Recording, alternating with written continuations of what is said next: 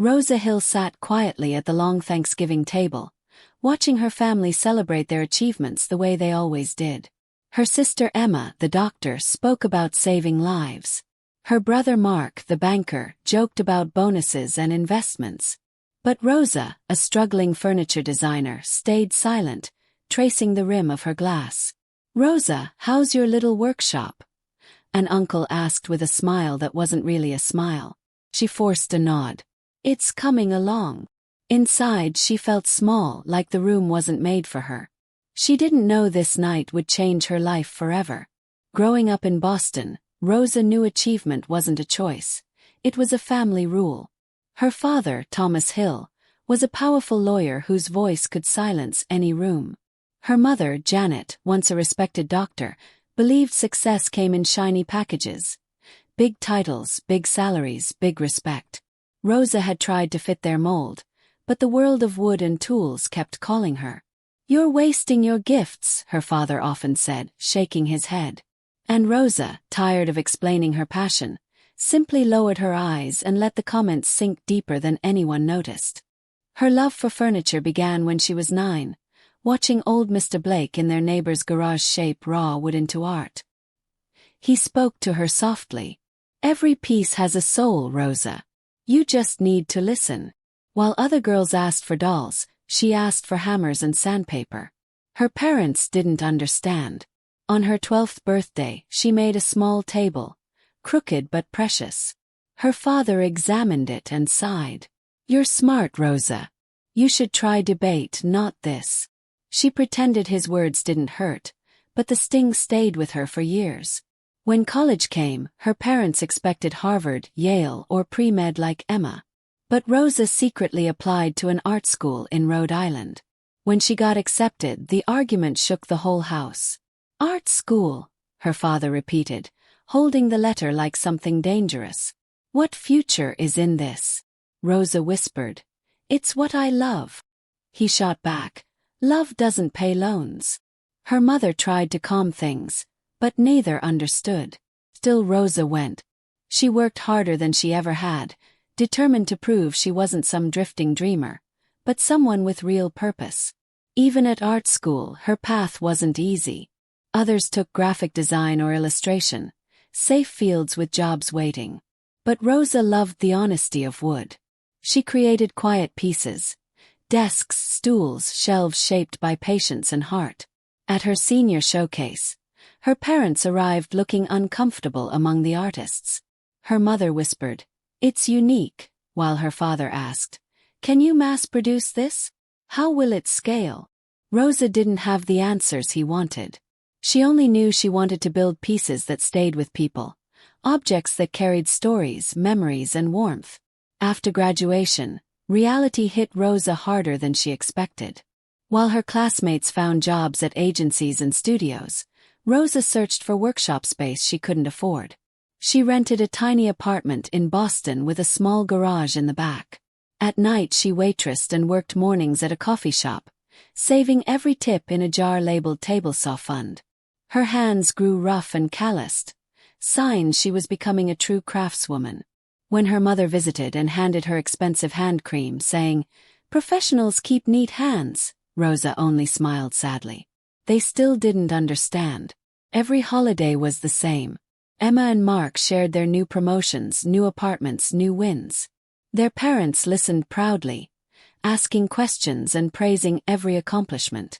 When Rosa mentioned a small commission or a feature on a design blog, the room went quiet. "That's nice, dear," her mother always said before turning back to Emma's hospital stories. Rosa tried to hide the hurt behind polite smiles. She knew she was working just as hard, maybe harder, but effort didn't matter in the Hill family. Only titles did. And Rosa didn't have the kind they respected. 2 years into struggling, Rosa finally got what looked like her big break. A boutique hotel asked her to design shelves. She poured her heart into sketches, bought reclaimed wood, and began shaping each board by hand.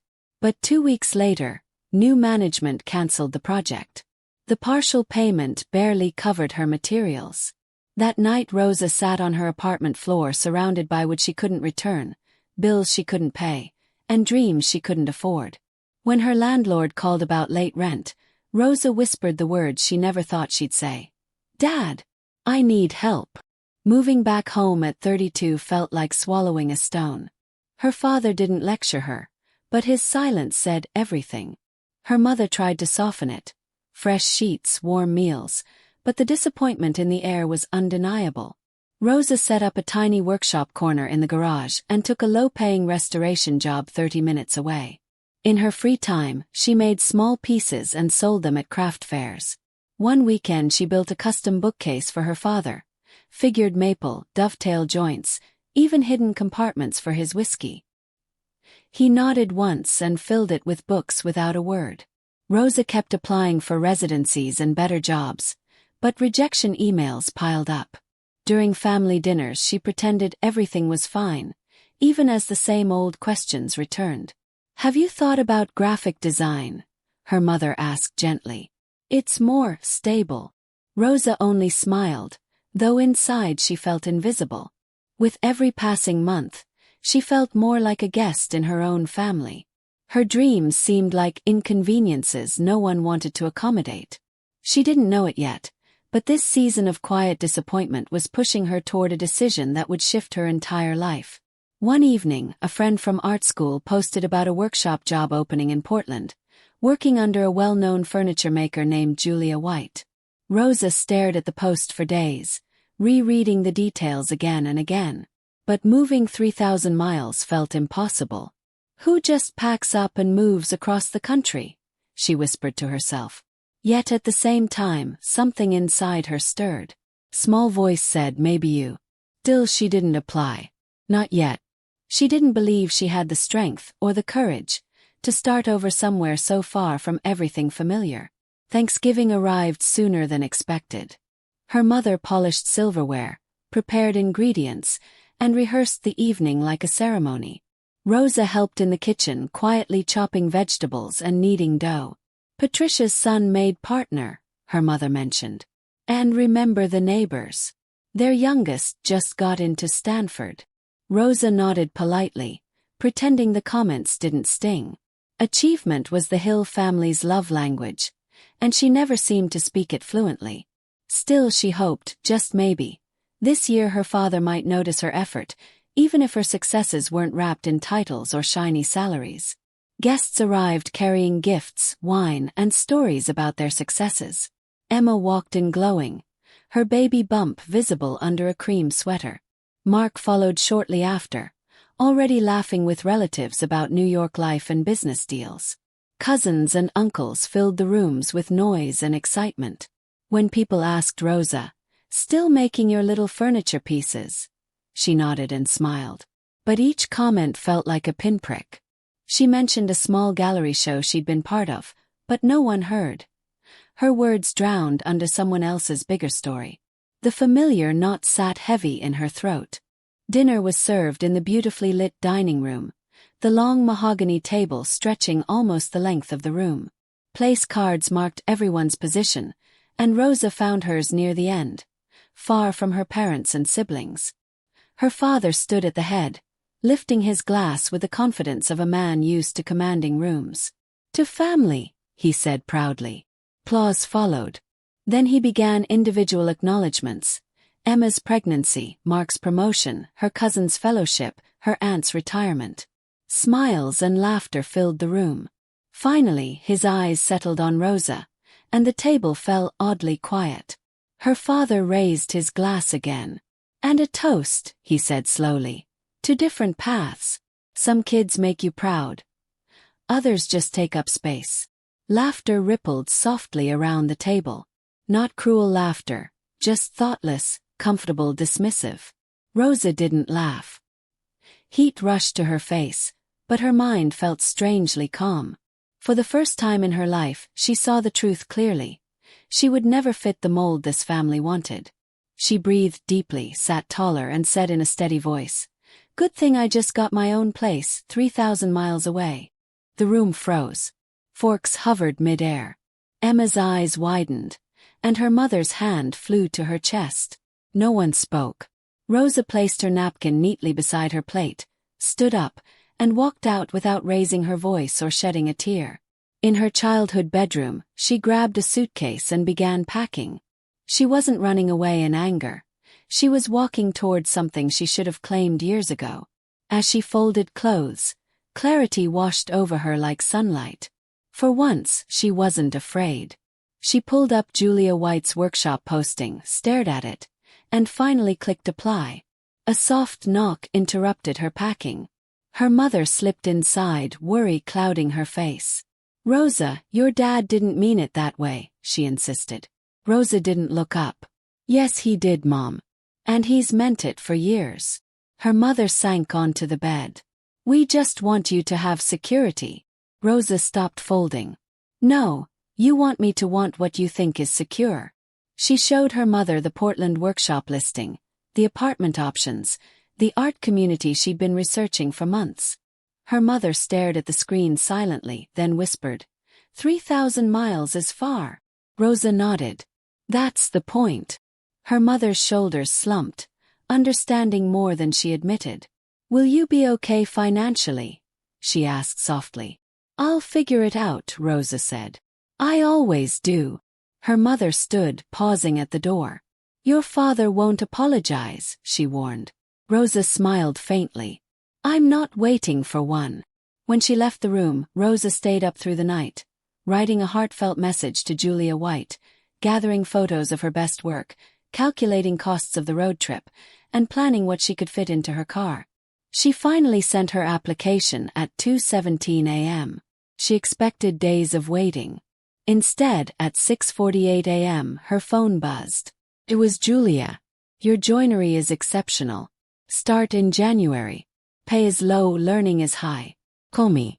Rosa gasped, staring at the message. Just like that, her future shifted.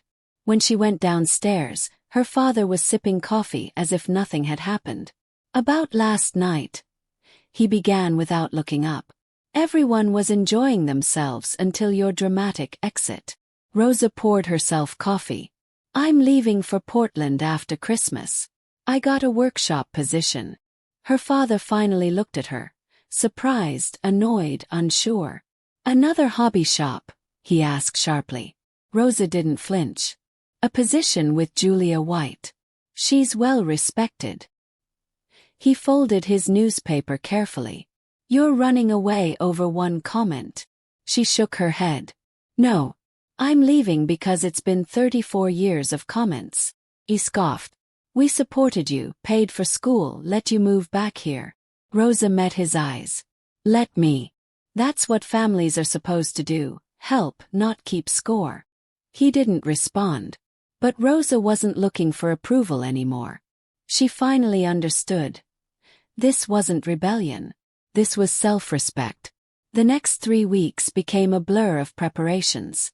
Rosa listed old furniture online, packed her tools carefully, and said goodbye to the few friends she still had in Boston. Her mother watched quietly, sometimes offering small practical things. Vacuum bags, snacks for the road, a list of Portland contacts she'd researched late at night.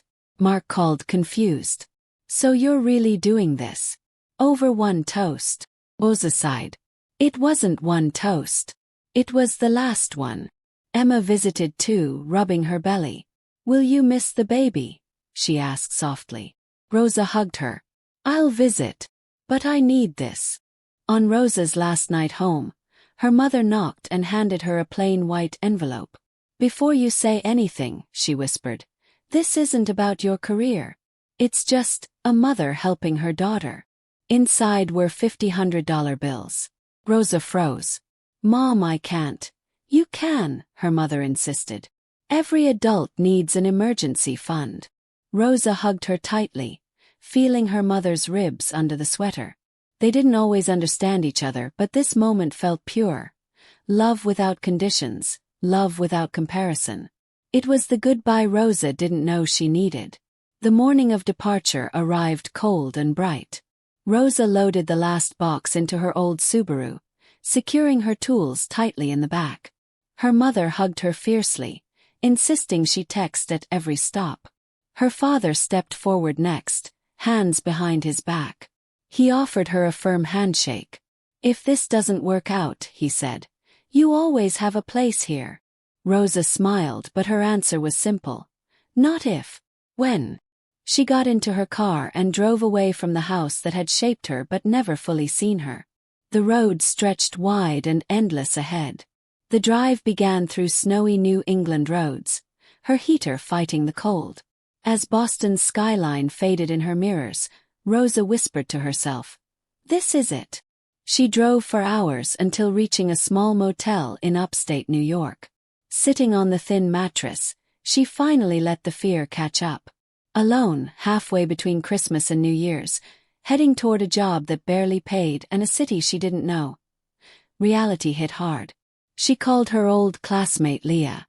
"What am I doing?" Rosa whispered. Leah didn't hesitate. "You're doing what you should have done years ago." "But what if I fail?" Rosa asked, voice shaking. Leah's answer was soft but firm. "Then you fail on your terms, not theirs." That gave Rosa strength. The next morning she continued west. The Midwest greeted her with long, empty highways and wide skies. She stopped in Cleveland to admire modern furniture designs, letting the clean lines inspire her. In Chicago, she visited the Art Institute and stood silently before a handcrafted Nakashima table. "One day," she whispered. She didn't know how or when, but somewhere deep inside she believed she might get there. At a truck stop outside Des Moines, she met an older man with hands as rough as hers.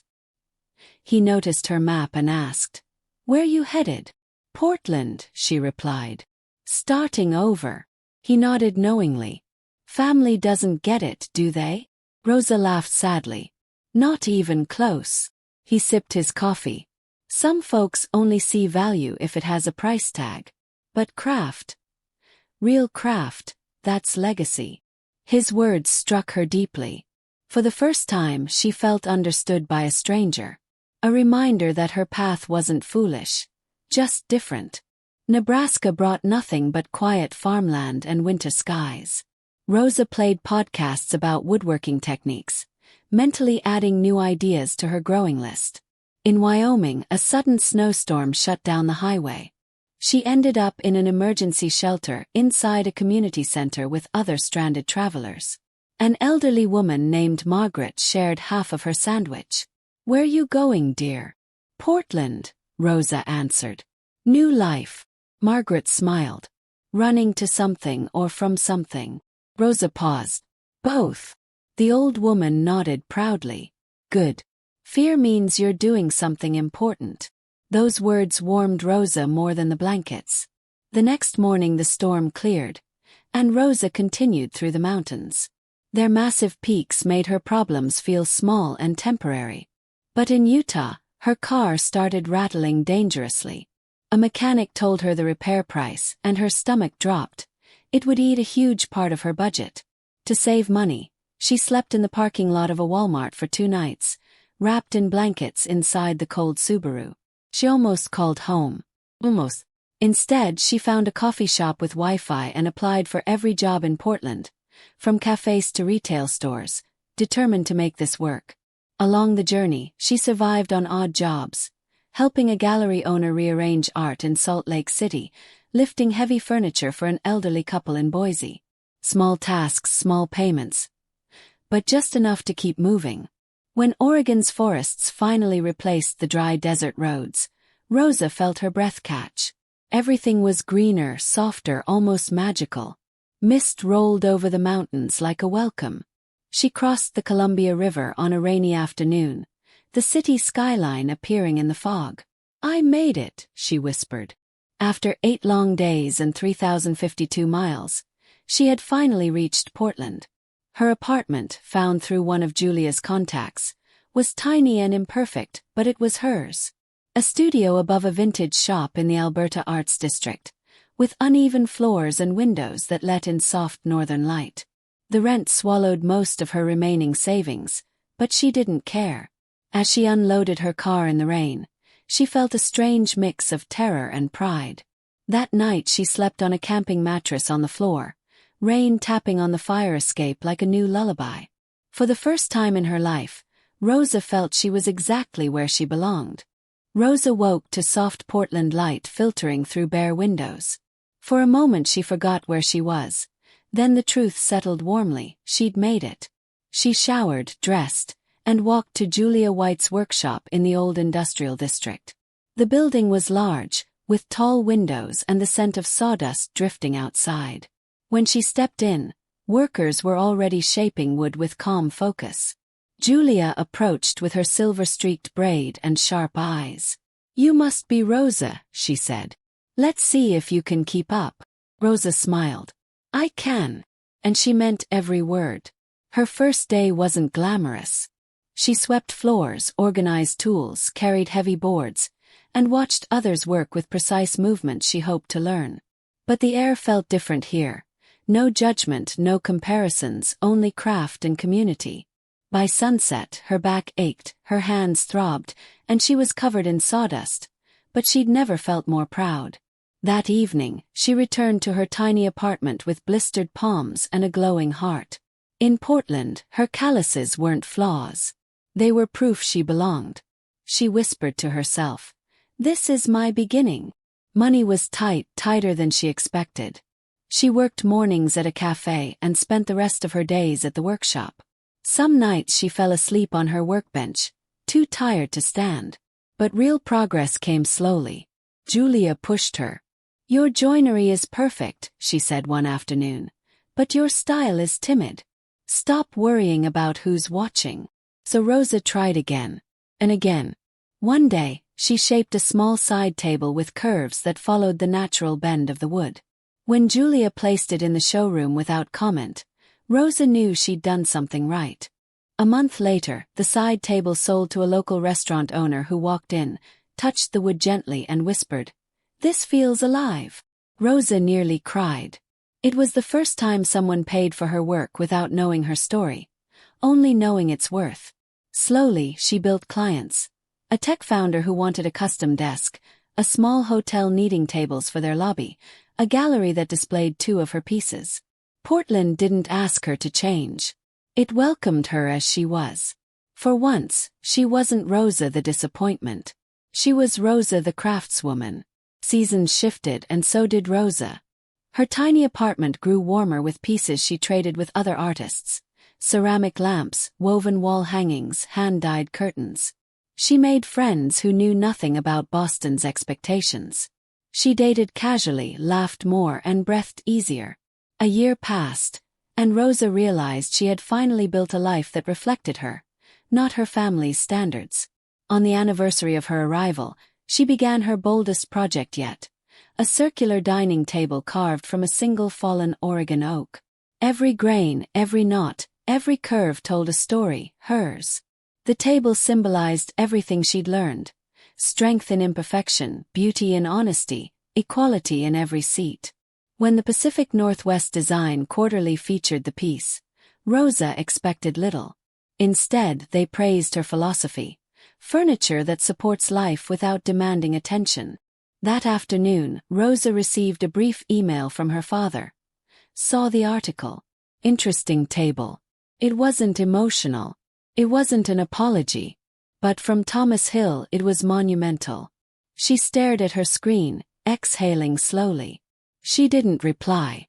She didn't need to, not yet. Healing, she realized, was slow work like shaping wood. 2 years after arriving in Portland, Rosa became a partner at Julia's workshop. She kept her own clients, took on bigger commissions, and finally moved into a slightly larger apartment with space for a small home studio. When she received an invitation to showcase 10 pieces at a major design exhibition, she hesitated before sending invitations to her family. She didn't expect them to come. But a week later her mother called. "We booked flights," she said shakily. "Your father, me, Emma, Michael, and the baby." Rosa sat down, stunned. "You're all coming." "We should be there," her mother replied. Opening night arrived with glowing lights and nervous energy. Rosa adjusted the angle of a chair for the 10th time before Julia whispered, "Relax. This is your moment." When her family walked in, Rosa's heart stopped. Her mother rushed forward and hugged her. Emma admired a carved leg. Even her father ran his hand along the table. studying the grain with unexpected gentleness. A respected design critic approached Rosa, praising the craftsmanship loudly, unaware her family stood listening. Her father's expression shifted as he realized strangers valued what he had never understood. For the first time he truly saw her. After the event thinned out, her father found Rosa near the entrance. He looked uncomfortable, hands tucked into his pockets. "Your mother wants dinner at your place tomorrow," he said. "I'd like that," Rosa answered softly. He cleared his throat. "I wasn't fair to you," he admitted. "I thought you were choosing difficulty for no reason. I didn't see you were choosing yourself." Rosa inhaled deeply. It wasn't a full apology, but it was the closest he had ever come. "Thank you for coming," she said. He nodded, eyes slightly glassy. "Your work is exceptional." The next evening, her family squeezed into her modest apartment, sitting around the circular table she built with her own hands. No head of the table. No hierarchy. Just people equal and present. They ate salmon, vegetables, and Oregon wine. They laughed softly, avoided old wounds, and focused on now. As Rosa watched them, she realized she didn't need their approval anymore. She had found her own voice, her own life, her own place, 3,000 miles away from where her story began. And sometimes, she thought, the bravest thing you can do is leave the table where you were unseen, and build your own.